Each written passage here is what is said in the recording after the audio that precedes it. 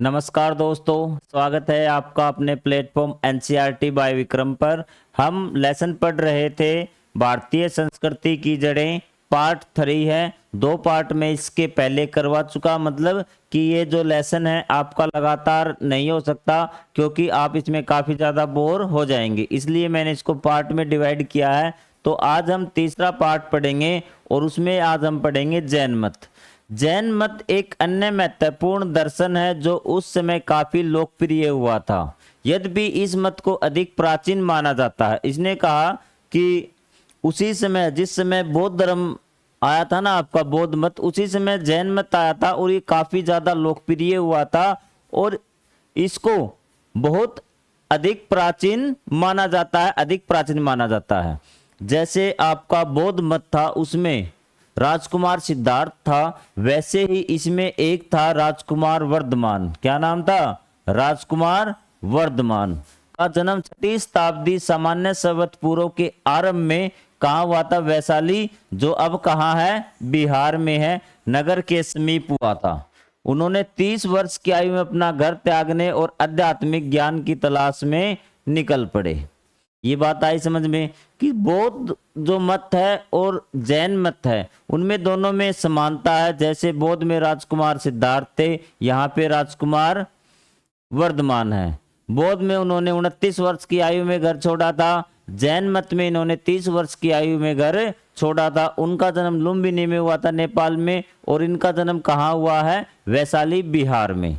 जन्म उनका 560 सामान्य संवत पूर्व हुआ था और इन्होंने इसका जो जन्म दिया है वो दिया 6वीं शताब्दी सामान्य संवत पूर्व दिया।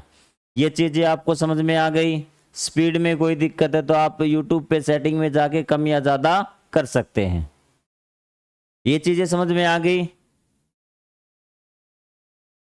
ठीक है। उन्होंने खोज का निर्णय लिया, सच्चे ज्ञान की खोज का निर्णय लिया। उन्होंने सन्यासी जीवन के अनुशासन का पालन किया और 12 वर्ष बाद उन्हें अनंत ज्ञान या सर्वोपरि विवेक का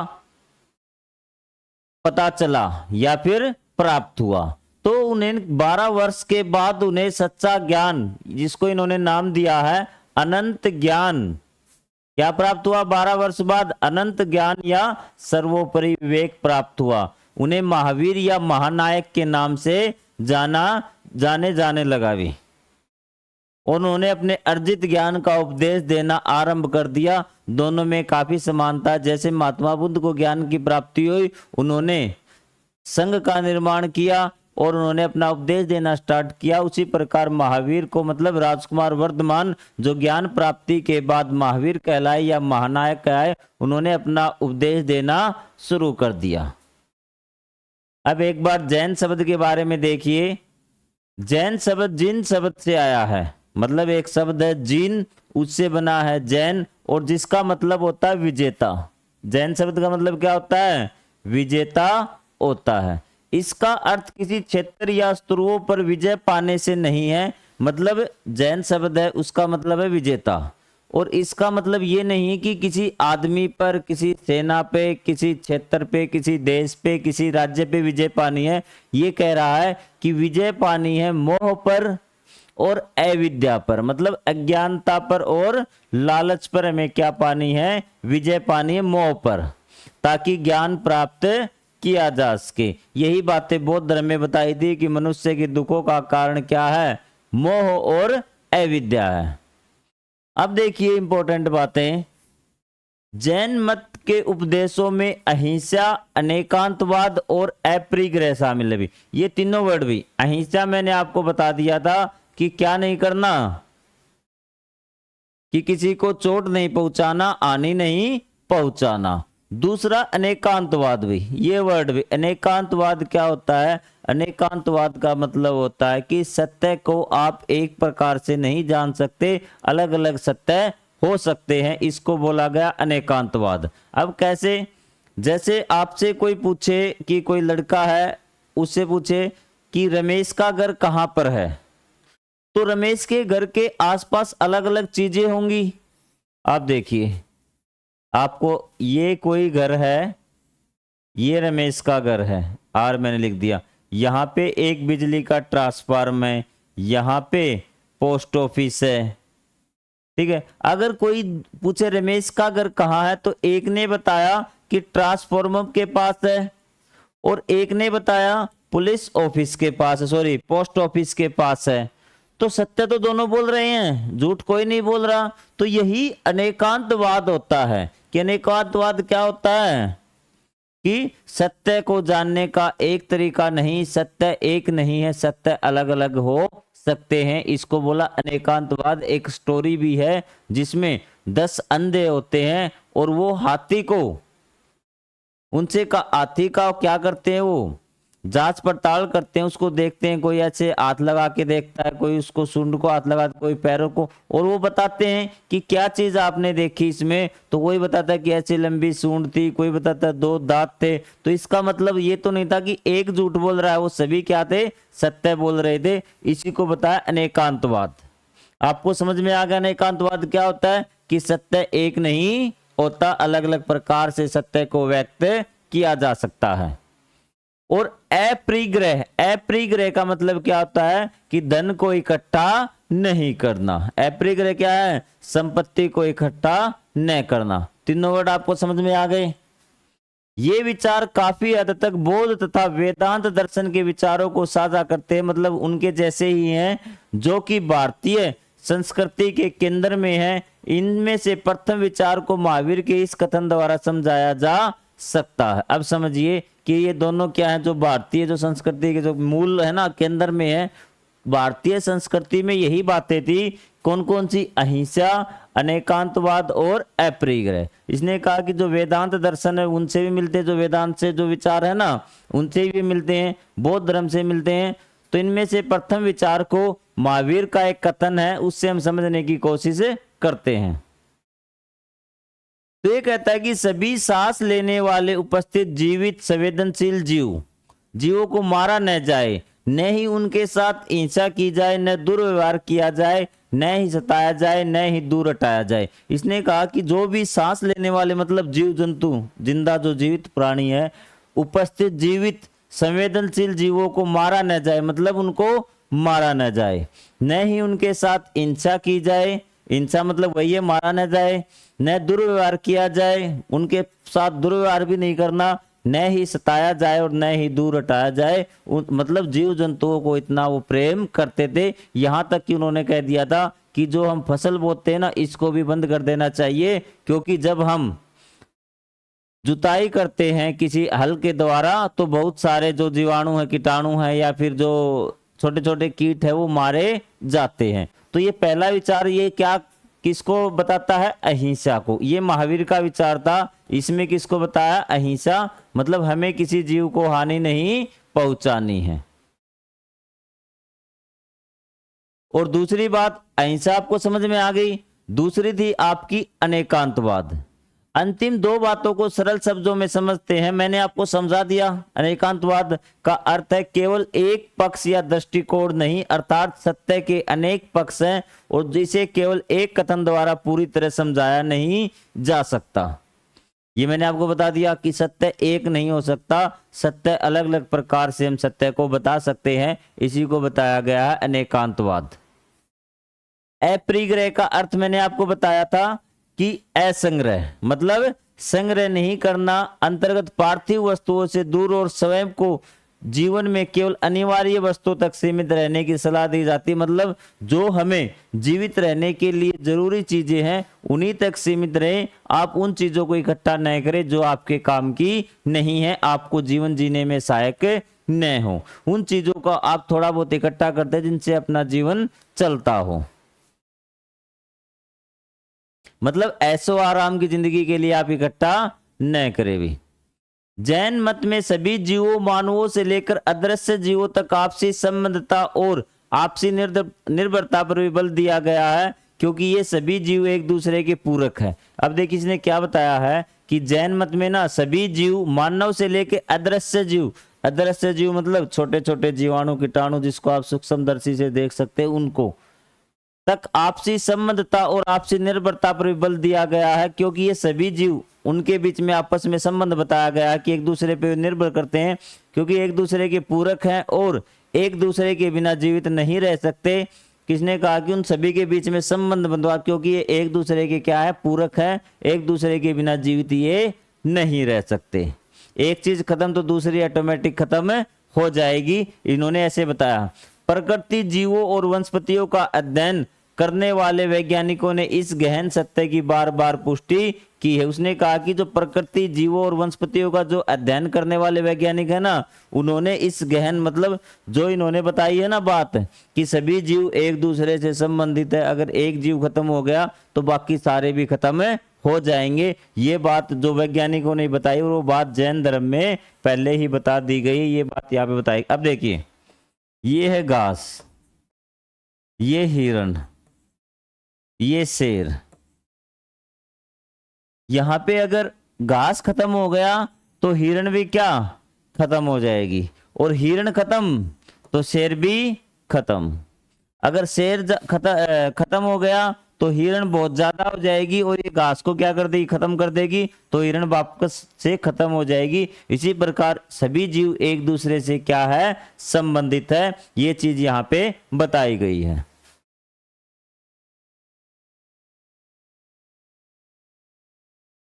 अब जातक कथाएं पीढ़ियों से भारतीय बच्चों और वयस्कों को समान रूप से आह्लादित करती रही। मतलब कि जो जातक कथाएं हैं, चाहे वो भारतीय वयस्क हो चाहे भारतीय बच्चे हो, उनका खूब मनोरंजन वो चीजें करती रही हैं। ये बुद्ध के पूर्व जन्मों की कहानियां हैं और बड़े ही सरल तरीके से बौद्ध आदर्शों को व्यक्त करती है। और इनमें क्या है कि बुद्ध के पूर्व जन्मों की कहानियां हैं, कि बुद्ध ने ऐसे जन्म लिया था, ऐसे जन्म लिया था। वैसे ही एक कहानी अब सुनिए। एक प्रसिद्ध कथा में बुद्ध वानरों के एक बड़े समूह के राजा थे। मतलब बंदरों का एक बहुत बड़ा समूह था, उसके वो राजा थे। वे एक विशालकाय वृक्ष के समीप रहते थे, जिस पर मीठी सुगंध वाले और स्वादिष्ट फल लगे हुए थे। और आसपास क्या थे, एक पेड़ था विशालकाय, जहां जिसपे क्या थे, बड़े बड़े स्वादिष्ट फल लगे हुए थे। वानर राज के आदेश के बावजूद कि उस वृक्ष का कोई भी फल किसी के हाथ न लगे, एक दिन एक पका हुआ फल नदी में जा गिरा। पानी की धारा से बहकर वो जाल में फंसा और उसे राजमहल ले जाया गया। भी जो वानर राज था ना, मतलब महात्मा बुद्ध, उन्होंने आदेश दे रखा था बंदरों को कि इस पेड़ का फल किसी के हाथ नहीं लगना चाहिए, और वो सभी उन फलों को बड़े संभाल कर वानर रखते थे। लेकिन एक दिन हवा चल रही थी और एक जो फल था वो टूट गया, और आगे किसी मछुआरे ने जाल लगा रखा था, जाल में वो फल फंस गया और उस फल को लेके वो राजमहल तक पहुंच गया। फल कहाँ पहुंच गया, राजा के पास पहुंच गया। और उस फल को खाकर राजा इतना ज्यादा खुश हुआ कि अपने सैनिकों को फल के वृक्ष को ढूंढ निकालने के लिए कहा। लंबे समय तक खोजने के बाद उन्हें वृक्ष मिल गया, और उन्होंने देखा कि जो वानर थे वो सब उन फलों का क्या ले रहे थे, मजा ले रहे थे। और सैनिकों ने वानरों पर हमला किया। वानर राज के पास अपने सैनिकों को बचाने का एक ही रास्ता था कि नदी पार करने में उनकी सहायता की जाए, किंतु वे अपने आप ऐसा नहीं कर पा रहे थे। उनसे आकार में बहुत बड़े होने के नाते वानरराज नदी के दूसरे किनारे पर एक पेड़ को पकड़ा। उन्हें नदी पार कराने के लिए अपने शरीर को मानो एक पुल बना दिया। इस प्रक्रिया के दौरान तो उसने कहा कि अब जो सैनिकों ने उन पे हमला कर दिया तो उनको नदी पार करनी थी वानरों ने, तो वो नदी नहीं पार कर पा रहे थे। तो वानर राज ने क्या किया कि ऐसे लपक के दूसरे किनारे जो पेड़ था उसको पकड़ लिया और खुद के शरीर का क्या बना दिया, पुल बना दिया। और वानर उनके शरीर पे से ऐसे भागते हुए पार कर रहे थे। और अंत में जो वानर राज थे, मतलब जो महात्मा बुद्ध थे, पूर्व जन्म की कहानियां आई है, तो वह घायल हो गए और वह मृत्यु को प्राप्त हो गए। ठीक है। राजा भी कुछ दूरी से ये दृश्य देख रहा था कि ऐसे वानरों पे हमला किया। वह वानर राज के इस निस्वार्थ बलिदान, मतलब वानर राज को क्या स्वार्थ था, उनके लिए जान देने के लिए वो बहुत ज्यादा क्या हुए, प्रभावित हुए। और वह भी प्रजा के साथ अपनी भूमिका पर सोच विचार करने लगे। और राजा भी सोचने लगे जैसे ये वानर राज, वानरों का राजा जैसे अपने वानरों के लिए जान दे दी, मैं भी वैसा ही कुछ अपनी प्रजा के लिए व्यवहार करूं। एक जैन कथा है। रोहिणी एक बहुत कुशल चोर था जो पकड़े जाने पर सभी प्रयासों को विफल कर देता था। एक बार नगर की ओर जाते हुए रास्ते में ही अज्ञान के साधारण जीवन से मुक्ति पाने के लिए क्या था कि एक चोर था जिसका नाम था रोहिणी। वो चोरी करता था और भाग जाता था। और एक बार वो चोरी करने जा रहा था और महात्मा जो महावीर थे वो उपदेश दे रहे थे। उन्होंने उपदेश को सुन लिया, एक लाइन सुन ली हुई। राहिने ने नगर पहुंचने के बाद उसे पहचान लिया गया, उसे गिरफ्तार कर लिया गया। उसने स्वयं को एक साधारण कृषक बताया। एक मंत्री ने उसे अपनी पहचान प्रकट करने का दबाव डालने के लिए चतुराई से एक योजना बनाई, किंतु महावीर के शब्दों को याद रखते हुए रोहित ने मंत्री की योजना समझ गया और उसके जाल से बच निकला। तो क्या था, जब उसको पकड़ लिया गया तो उसने बताया कि मैं तो किसान हूं।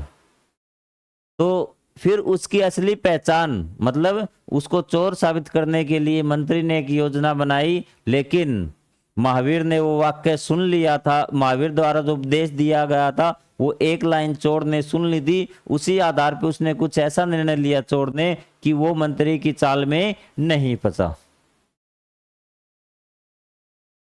बाद में रोहिणी को बहुत पछतावा हुआ। वह महावीर के पास गया और उसने अपने अपराधों को स्वीकार किया। उसने चुराया हुआ धन वापस किया, अपने अपराधों के लिए क्षमा मांगी। वह भिक्षु बन गया और अपने अब तक ब्रह्मपूरक जीवन का एहसास हुआ। तत्परता उसने आध्यात्मिक ज्ञान अर्जित करने पर अपना ध्यान केंद्रित किया। ठीक है। अब देखिए, उसने कहा कि बाद में उसको कभी पश्चाताप हुआ होगा, उसे बहुत बुरा लगा। उसने सबका धन वापस कर दिया जो चुराया था, जो उसके पास मौजूद था उसका। तो इसने कहानी से क्या है, बाद में वो भिक्षु बन गया, उन्होंने महावीर के उपदेशों का पालन किया। तो यह कहानी हमें क्या बताती है? सम्यक कर्म और सम्यक विचार, ये देखिए ये दो वर्ड हैं, दर्शाती। और यह भी बताती है कि हर व्यक्ति को जीवन में दूसरा अवसर मिलना चाहिए, लेकिन आप दूसरे अवसर की तलाश मत करना। पहले अवसर में आप समझना, पहले अवसर में ही सब कुछ करना भी, चाहे जॉब लेनी हो चाहे कुछ करना हो, पहले अवसर में ही अपनी पूरी ताकत लगा देना भी। ये आपको पता है, बौद्ध मत और जैन मत दोनों में ही अहिंसा का अर्थ व्यक्ति या जीव के प्रति शारीरिक हिंसा न करने से भी कहीं अधिक है। इसने कहा कि जैन मत हो चाहे बौद्ध मत हो, उसमें अहिंसा का मतलब ये नहीं है कि सिर्फ मानव को चोट न पहुंचाना।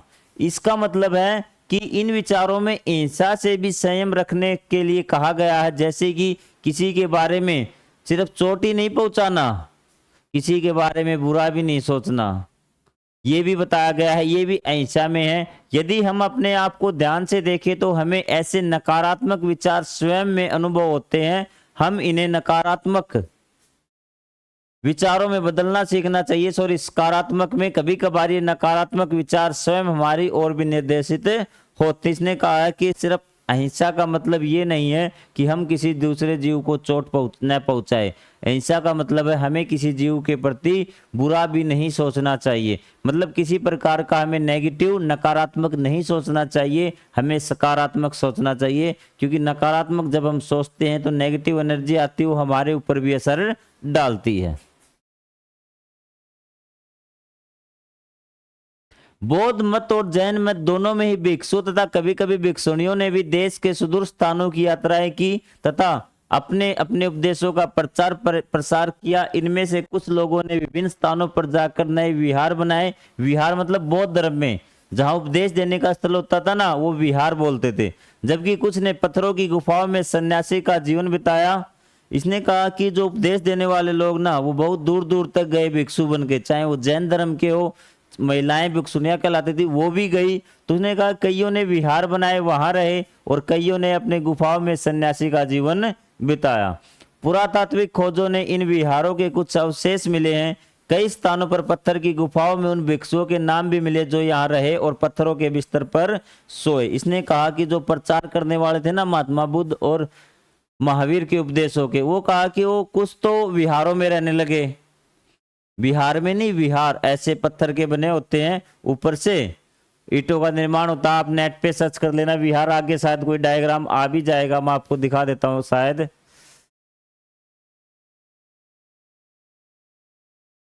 ये तो गुफाएं हैं। ये भी याद नहीं, आगे आ जाएगा किसी में। तो इसने कहा कि कुछ जो भिक्षु थे ना वो तो विहारों में रहे और कुछ गुफाओं में रहे और वो पत्थर के बिस्तरों पर सोए, उनके नाम भी वहां पे गुफाओं में लिखे हुए हैं। ये बात आपको समझ में आई?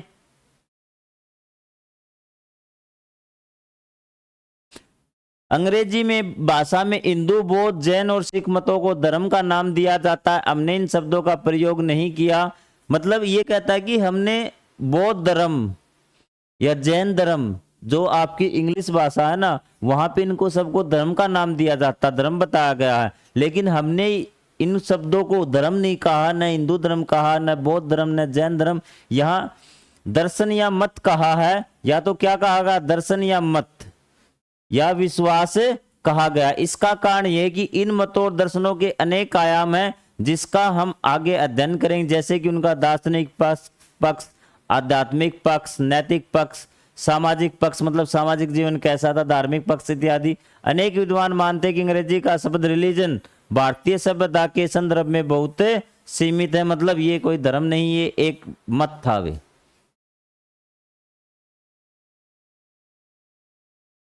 उस समय अनेक मत भी प्रचलित हुए थे। उदाहरण के लिए इनमें से एक था चार्वाक दर्शन, जो कभी कभी लोकायत भी कहा जाता था।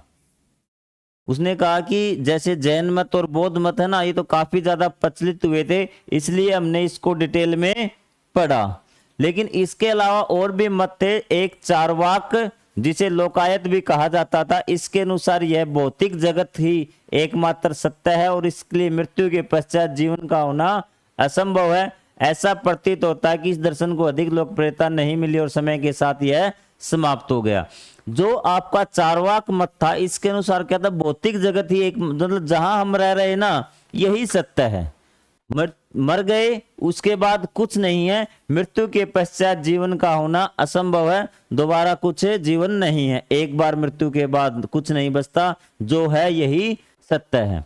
तो इसको ज्यादा लोकप्रियता नहीं मिली और समय के साथ यह विलुप्त हो गया। हमने इसका उल्लेख यहाँ इसलिए किया ताकि यह दर्शाया जा सके कि यह बौद्धिक और आध्यात्मिक विश्वास प्रथाओं में व्यापक विविधता थी। लोग अपने अपने चुनने के लिए स्वतंत्र थे। इसने कहा कि हमने इसको यहाँ क्यों बताया, क्योंकि हमने इसको यहाँ इसलिए बताया क्योंकि उस समय में अलग अलग मत थे और जो मत लोगों को पसंद आए उसी को वो फॉलो करने लगते थे। ये कोई पाबंदी नहीं थी कि बौद्ध धर्म वाले को बौद्ध धर्म में ही जाना है, जिसको जो अच्छा लगे उस मत को फॉलो कीजिए।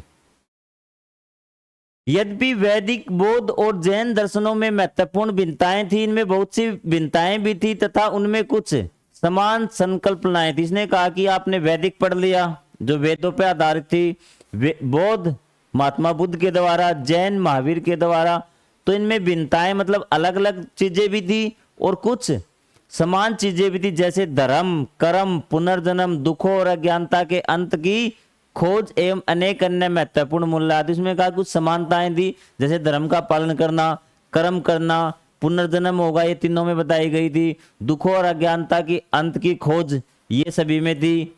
और भी कई महत्वपूर्ण मूल्य थे। वास्तव में यह उस वृक्ष का तना या मूल भाग है जिसके उदाहरण के साथ हमने इस अध्याय की शुरुआत की थी। ये जो चीज है ना, ये क्या है, जो वृक्ष हमने बताया था कि भारतीय संस्कृति का ये पेड़ है, इसकी अलग अलग शाखाएं हैं, जड़ें इसकी अलग अलग है, लेकिन एक तना इन्हें समान रूप से विकसित कर रहा है। उसी प्रकार क्या है कि ये जो है मत है, ये इसकी शाखाएं हैं। अब लोक और जनजातीय जड़ें भी।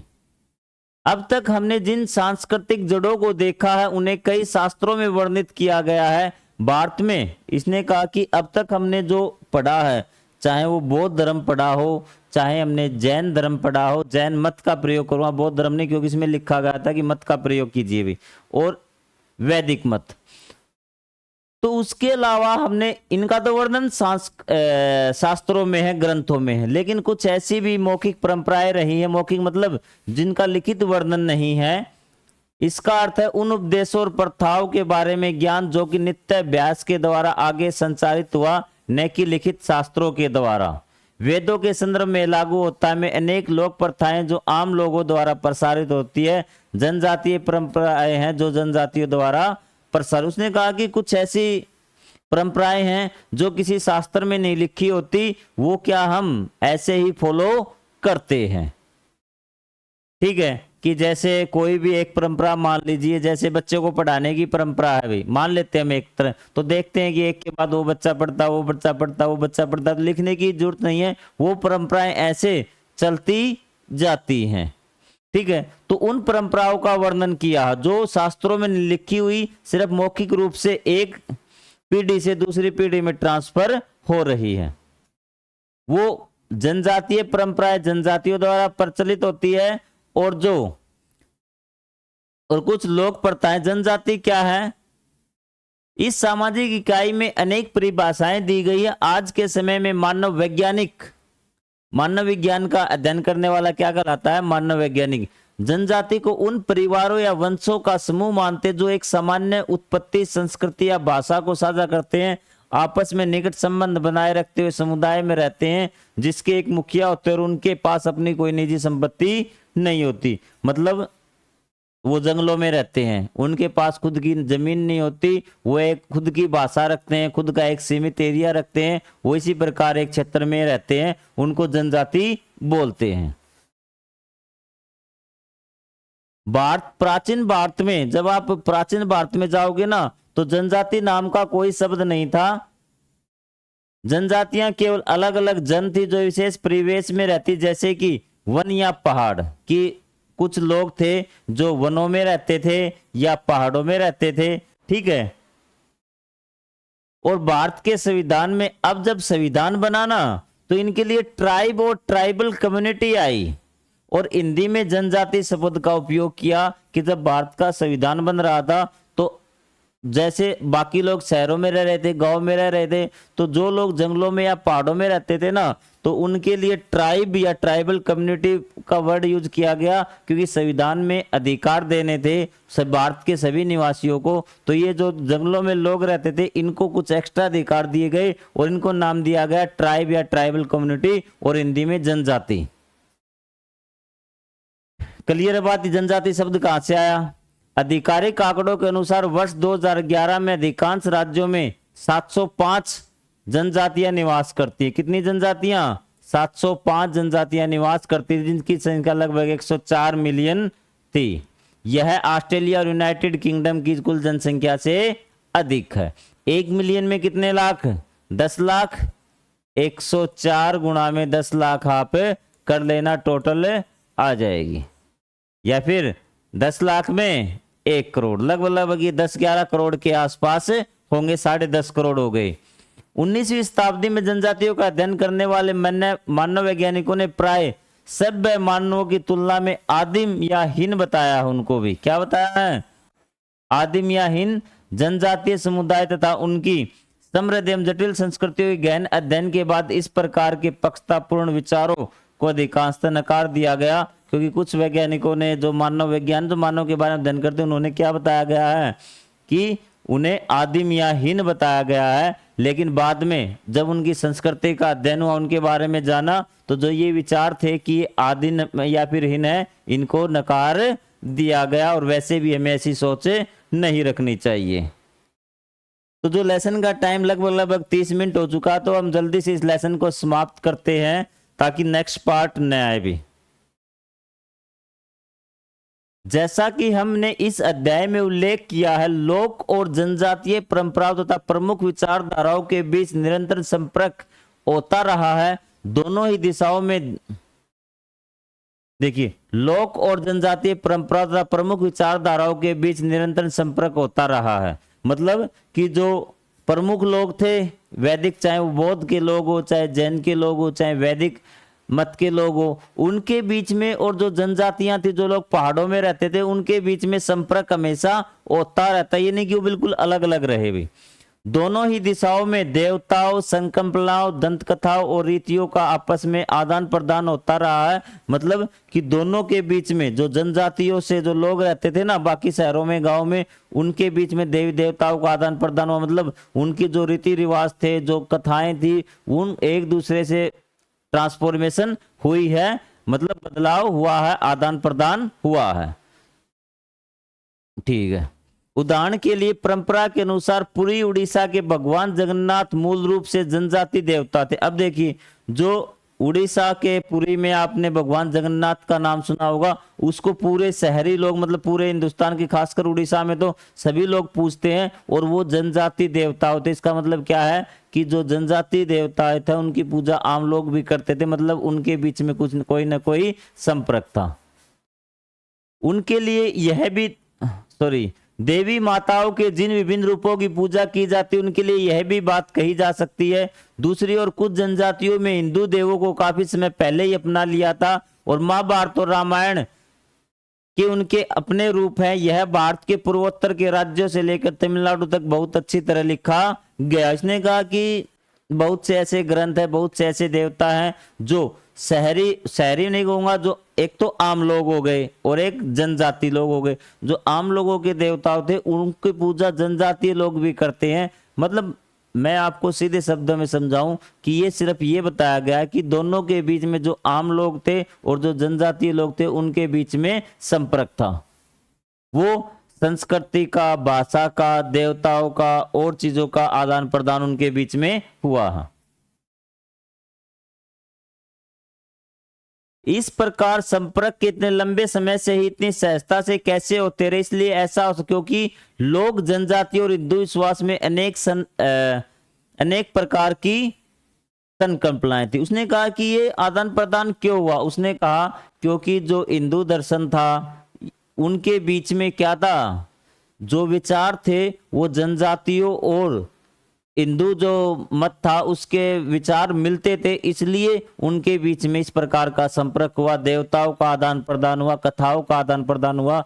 उदाहरण के लिए तीनों में प्राकृतिक तत्वों जैसे पर्वतों, नदियों, पेड़ों और पौधों और जंतुओं तथा कुछ पत्थरों को पवित्र माना गया है, क्योंकि इन सब में चेतना है। इसने कहा कि जो तीनों हैं, तीनों दर्शन आपके, ये जनजातियां हैं, हिंदू मत है, बौद्ध मत है, जैन मत, इन सभी में क्या है, कुछ पर्वतों को, कुछ नदियों को, कुछ पेड़ों को क्या माना गया, पवित्र माना गया है।